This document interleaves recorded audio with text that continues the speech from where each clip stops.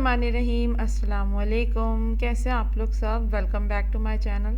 आज मैं बनाने जा रही हूँ बहुत ही मज़ेदार रेसिपी बीफ कढ़ाई की। बहुत मज़े की बनती है, इसको बनाना बेहद आसान है और ये बहुत ही सिंपल और बहुत आसान रेसिपी है। तो चलें जल्दी से हम रेसिपी को स्टार्ट करते हैं। यहाँ पे मैंने पैन गरम होने के लिए रख दिया। इसमें हम तकरीबन आधा कप ऑयल डालेंगे। ऑयल जैसे ही गर्म हो जाएगा तो मैं इसमें अदरक लहसुन का पेस्ट शामिल कर दूंगी, 1 टेबल स्पून। अदरक लहसुन के पेस्ट को हमने अच्छी तरह से भून लेना है, तकरीबन 2 से 3 सेकंड्स के लिए तेज़ आंच करके।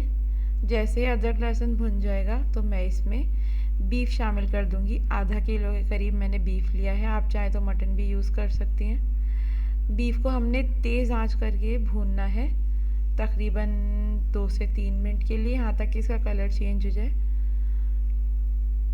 जैसे ही देखें यहाँ पे इसका कलर चेंज हो गया है तो मैं इसमें 1 टीस्पून के करीब नमक शामिल करूँगी। साथ ही साथ हम इसमें शामिल करेंगे हाफ़ टी स्पून हल्दी, हाफ़ टी स्पून काली मिर्चों का पाउडर। यहाँ पे थोड़ा सा इसे मिक्स कर लेंगे अच्छी तरह से। आँच मैंने इधर मीडियम टू लो रखी है। मिक्स कर लेना है साथ साथ आपने अच्छी तरह से। अब यहाँ पे मैं इसमें शामिल करूँगी लाल मिर्चों का पाउडर 1 टीस्पून, कुटी हुई लाल मिर्चें 1 टीस्पून और भुना कुटा ज़ीरा और धनिया 1 टीस्पून।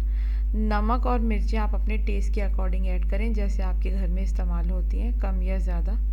तमाम मसाले शामिल करके अच्छी तरह से भून लेंगे।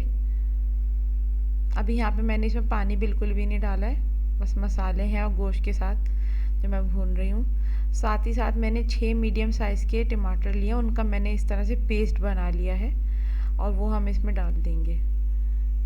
तो टमाटर का पेस्ट बनाने से ग्रेवी इसकी ज़बरदस्त बन जाती है, इसीलिए मैंने इसका पेस्ट बना के पहले से ही रख लिया था। टमाटर का पेस्ट हम शामिल कर देंगे और तेज़ आंच करके जैसे ये थोड़ा पकने लगेगा तो मैं ये देखिए यहाँ पे थोड़ा पकना शुरू हो गया है, तो मैं इसकी फ्लेम लो करके और इसको कवर करके रख दूँगी गोश्त गलने के लिए, क्योंकि टमाटर अपना भी बहुत पानी छोड़ता है। इसलिए बीच में अगर आप पानी की ज़रूरत हो तो हम इसमें डाल सकते हैं। यहाँ पे बीच में मैंने इसमें आधा कप पानी शामिल किया था और गोश्त भी हमारा यहाँ गल चुका है। यहाँ पे मैं इसमें तकरीबन 5 से 6 हरी मिर्चें शामिल करूँगी। साबुत डाल रही हूँ मैं हरी मिर्चें, और हरी मिर्चें डालने के बाद तेज़ आंच करके हम गोश्त को अच्छी तरह से भून लेंगे, ताकि इसमें जो थोड़ा पानी है वो और खुश्क हो जाए। अब यहाँ पे देखिए गोश्त मैंने अच्छी तरह से भून लिया। मुझे इसकी ग्रेवी इतनी ही रखनी है, तो मैंने इधर आंच बिल्कुल लो कर दी है। और साथ ही साथ मैं इसमें गरम मसाला पाउडर शामिल करूँगी, तकरीबन हाफ़ टी स्पून। गरम मसाला आपने बिल्कुल लास्ट में ही शामिल करना है। साथ ही साथ हम इसमें बारीक कटी हुई अदरक डालेंगे और बारीक कटा हुआ हरा धनिया। ये लीजिए ज़बरदस्त सी बीफ कढ़ाई घर के मसालों से बहुत ही खुशबूदार मज़ेदार बीफ कढ़ाई तैयार है।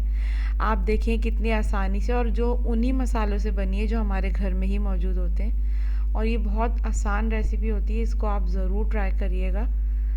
और यहाँ पे मैंने देखिए जी बीफ कढ़ाई डिश आउट कर ली है। कितनी मज़ेदार और कितनी ज़बरदस्त लग रही है। इसको आप गरम गरम नान के साथ सर्व करें, बहुत ज़बरदस्त बनती है। तो आज की रेसिपी बीफ कढ़ाई की आपको कैसी लगी मुझे ज़रूर बताएं। वीडियो अगर पसंद आए तो वीडियो को लाइक करें, शेयर करें और कमेंट करना ना भूलें। मेरे चैनल को सब्सक्राइब ज़रूर करें और बेल आइकन पर ज़रूर क्लिक करें, ताकि आने वाली वीडियोज़ का नोटिफिकेशन आपको मिल सके। तो अपना बहुत ख्याल रखें। अल्लाह हाफिज़।